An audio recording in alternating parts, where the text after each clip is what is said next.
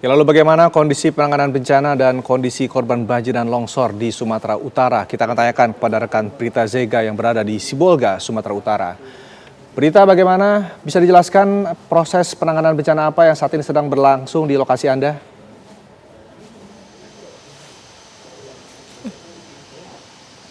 Ya, selamat siang Rinda dan juga pemirsa TV One. Saat ini kami mengabarkan dari Jalan Sibolga Tarutung, Simaninggi, Kecamatan Sitahus, Kabupaten Tapanuli Tengah, di mana saat ini akan dilakukan pembukaan jalan yang dilakukan oleh personil TNI Angkatan Darat wilayah Sibolga. Seperti yang terlihat di belakang kami ada 3 alat berat yang sudah siap yang nantinya akan memindahkan material longsor yang masih menimbun salah satu jalan akses utama Sibolga Tarutung.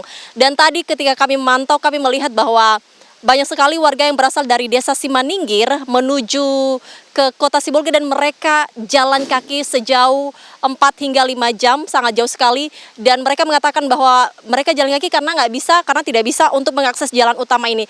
Dan saat ini saya sudah bersama dengan warga, dengan bapak-bapak yang tadi kami pantau bahwa mereka jalan kaki untuk membeli sembako di kota. Bapak izin, dengan Bapak siapa? Johnson Hutagalung. Pak Johnson Hutagalung. Bapak dengan Bapak siapa? Miller Hutagalung. Oke.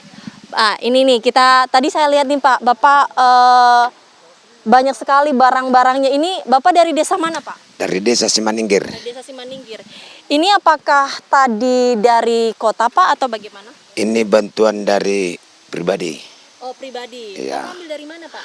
Dari kebetulan kami titipkan di rumah kawan. Oh, di rumah kawan. Iya. Oke. Dari desa Simaningir menuju kota itu berapa lama Pak? Kalau menuju kota 4 sampai 5 jam. 4 sampai 5 jam. Iya. Jalan kaki. Jalan kaki.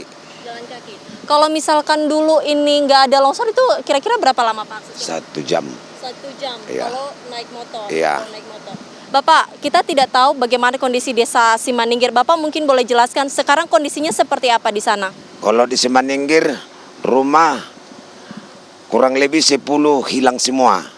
Yang rusak sekitar 15, rusak berat. Yang rusak ringan lumayan juga. Tapi sebenarnya desa Simaningir nggak layak huni lagi. Udah di longsor di bawah, retak di atas. Nah, termasuk titik akses jalan, kebetulan ada 2 titik jalan atas bawah longsor. Longsor di atas, longsor lagi di bawah. Iya, ada 2 titik itu. Ada korban meninggal nggak Pak? Kebetulan desa kita nggak ada yang korban jiwa, Bu. Nggak ada yang korban. Selama semua. Nah di sana warga mengungsi di mana Pak? Ada kebetulan tempat dominasi, tempat aman namanya Eksaba. Disitulah kebetulan ada rumah penduduk di situ sekitar 4 unit. Disitulah kami sekarang mengungsi. Udah kami mengungsi udah sekitar 3 minggu. 3 minggu. Ya. Bapak, di sana udah masuk bantuan belum? Kalau masalah bantuan kami jemput ke kota. Jalan kaki. Jalan kaki. Ada yang langsung masuk ke sana nggak Pak? Ada naik heli. Oh, heli. Iya. Itu dari siapa Pak? Itu macam itu, ada dari gubernur, dari pemerintah lah. Ada dijemput masyarakat ke Puncak GM. Tapi bantuannya menurut Bapak sudah cukup atau apa sebenarnya yang masih kurang di sana Pak? Dibilang cukup enggak sih, tapi dalam jangka waktu yang tentukan kami lagi terisolir. Terisolir ya Pak? Ya. Di sana listrik jaringan gimana Pak? Ada bagus. Oh, listrik udah bagus. Sebagian. Sebagian. Ya. Oke. Untuk rumah yang hancur? Itu termasuk mengungsi sana, itu belum pasti ke mana. Masalah bantuan kami belum pasti. Cuma imingan semata aja, belum ada yang kepastian. Bapak boleh perlihatkan nggak Pak? Apa aja sih ininya Pak? Nah ini pemirsa, ini berarti tadi diambil dari rumah temannya Pak, Iya. dititipkan ya Pak ya? Nah ini pemirsa. Tapi kalau ini juga nggak apa-apa Pak? Juga. Atau isinya aja? Boleh? Jam beras. Iya. Inilah. Oh itu ada mie juga ya? Iya, ada mie Di rumah instan. ada berapa orang Pak di keluarganya? Kalau anakku 2, sama adikku ini 1, ini sama adiknya. sama istri, sama keponakan 1. Keponakan. Anak-anak gimana Pak kondisinya? sehat. Sehat ya. Ya. Oke, Bapak kalau misalkan ini kan sangat jauh ya 5 jam perjalanan. Untuk kebutuhan ini berapa hari bisa bertahan Pak? 3 atau 4 hari. 3 atau 4 hari. Iya. Oke, kita boleh berdiri lagi Pak.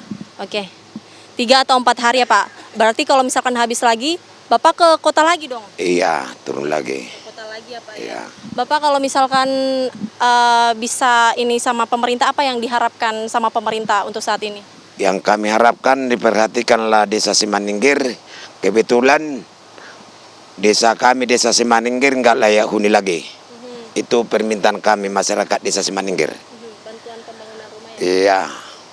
Baik, terima kasih banyak ya Bapak. Bapak sehat-sehat ya Bapak, silakan melanjutkan perjalanan. Semoga sampai ke tempat tujuan. Salam untuk keluarga ya Pak ya, dan juga warga di sana.